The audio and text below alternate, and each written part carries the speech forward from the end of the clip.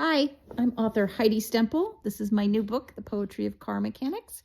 It comes out April 15th, and in honor of Poetry Month, I'm going to read some of the poems from this verse novel. This book is about a boy named Dylan who is a poet.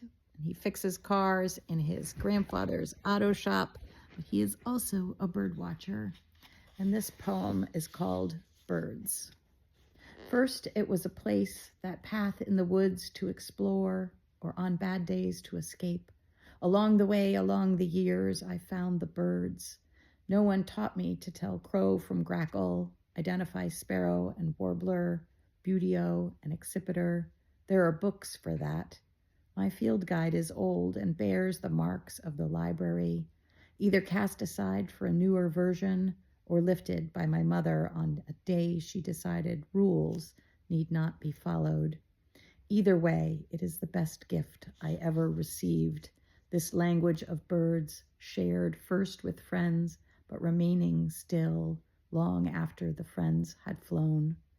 No one told me, perhaps no one knew, birds would bring me peace and fill the missing piece in me. Poetry of Car Mechanics, coming April 15th.